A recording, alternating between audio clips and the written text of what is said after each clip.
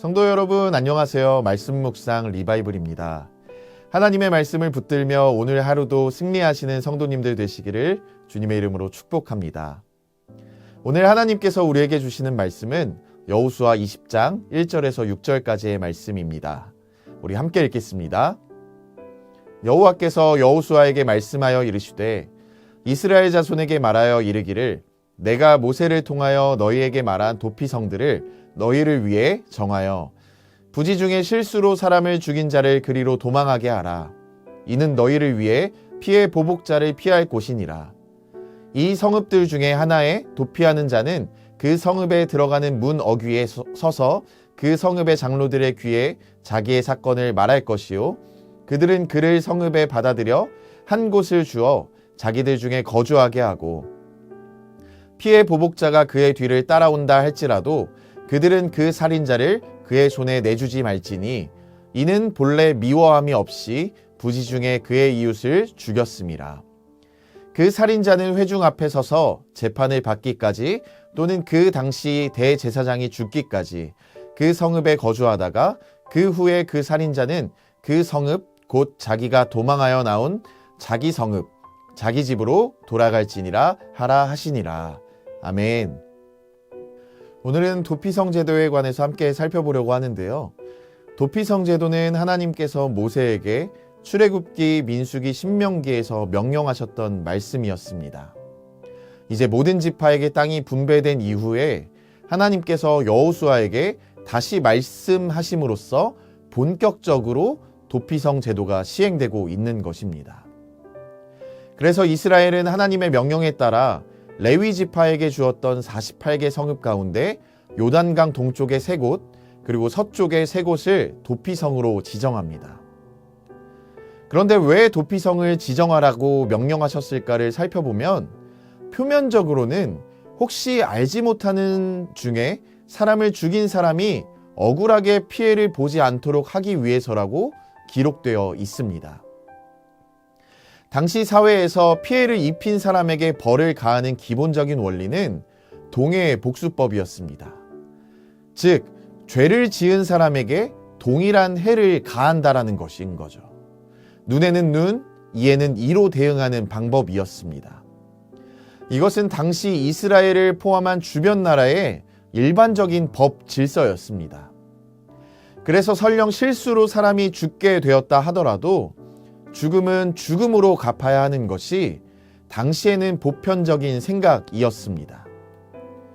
그래서 피해자의 가족은 무조건 보복하려고 했던 것이죠. 이때 만약 피해 보복자가 가해자를 해친다면 복수 행위 자체가 전혀 의도성이 없었던 사람의 피를 흘리는 상황을 초래하게 되기 때문에 그로 인해서 또 다른 보복이 생기는 악순환이 생길 수 있었습니다. 생명을 귀히 여기시는 하나님께서는 거룩한 땅에서 억울한 죽음이나 복수로 인해 나라가 망가지는 것을 막으시기 위해서 이스라엘 백성들에게 도피성 제도를 명령하신 것입니다. 그것으로 부지 중에 사고로 사람이 죽었을 때 안전하게 피할 수 있는 곳을 만드셔서 예기치 않은 사고로 일순간 가해자의 삶이 무너지고 생명까지 잃을 상황에 처하게 되었을 때 이 제도를 통해서 삶을 보호해 주신 것입니다.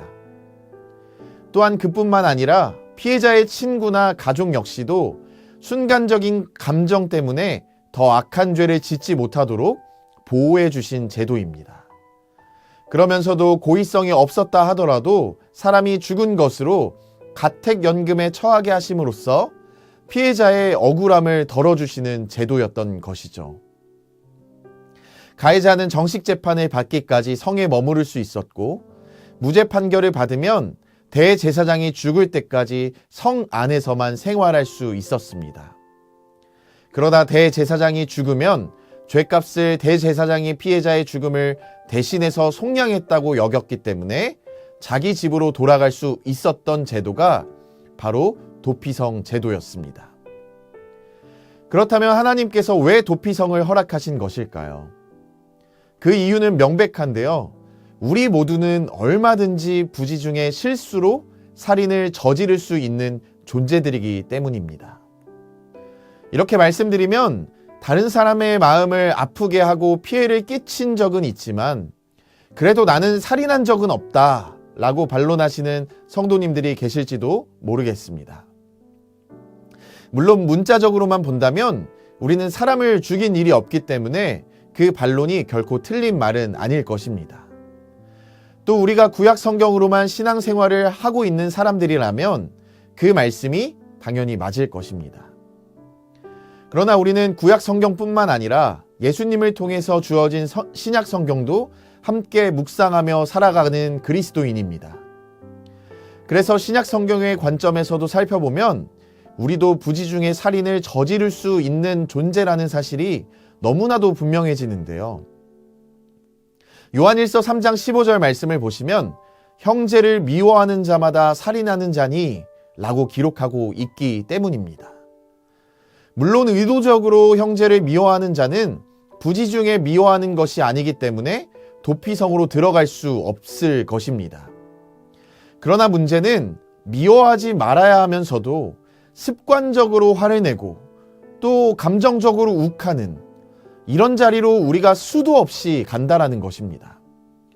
부지 중에 이렇게 마음속에 피어나는 미움과 분노와 화로 인해서 형제를 미워하고 그렇게 말씀을 따라서 살인을 저지르는 자들, 그런 사람들이 바로 우리의 현주소라는 것을 성경은 우리에게 말씀하고 있다라는 것입니다. 그렇게 우리는 끊임없이 부지 중에 살인을 저지르고 있기에 사실은 하나님의 축복의 자리로 나아갈 수 없는 사람들인 거죠. 하나님의 선물인 약속의 땅을 받아 누릴 수 없는 자들이라는 거예요.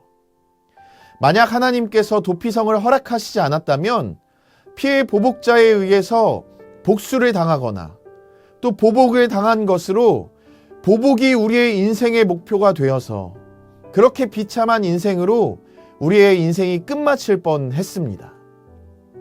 그런데 하나님은 우리의 연약함을 아시고 우리가 부지 중에 죄를 지을 수밖에 없는 어리석은 존재임을 이미 다 아시고 그런 우리를 위해서 도피성을 허락해 주셨다라는 것입니다.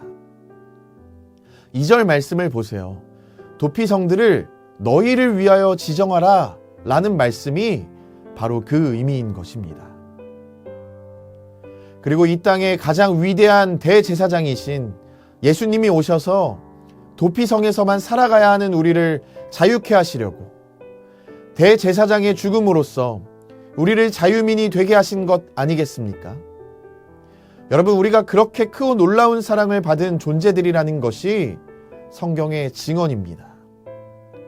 사랑하는 엘사랑교회 성도님들, 우리가 그 큰 은혜와 사랑으로 인해서 자유인이 되었다면요, 하나님께서 우리의 부지 중에 저지른 실수들을 용납해 주시고 용서해 주시고 또 포용해 주시고 자유롭게 해주신 것처럼 우리도 서로의 연약함을 또 부지 중에 저지른 실수들을 용서하고 포용해 줄 수 있는 포용의 사람들이 다 되어주시기를 주님의 이름으로 부탁을 드립니다. 주님께서 친히 우리의 피난처가 되어주시고 원수되었던 우리를 받아들여 자녀 삼아주신 것을 우리가 기억할 수만 있다면요, 우리는 얼마든지 죄의 굴레 속에 갇힌 사람들을 사랑으로 품어서 새로운 출발선에 서게 하는 거룩한 도피성 공동체가 될 수 있습니다.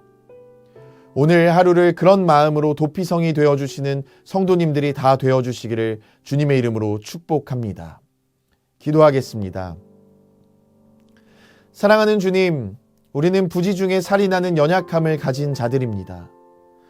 그런 우리를 제사장으로 이 땅에 오신 예수님을 통해 용서하시고 그분의 죽으신 은혜로 말미암아 우리를 자유하게 해주시니 감사합니다.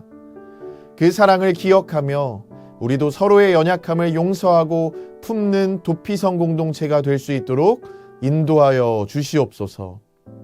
우리의 미움과 분노를 내려놓고 주님의 자비와 은혜를 세상에 드러내는 자들이 될 수 있도록 축복하여 주시옵소서.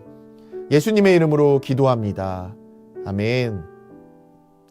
오늘도 우리가 두 가지의 기도 제목을 함께 나누며 기도하며 나아가기를 소망합니다.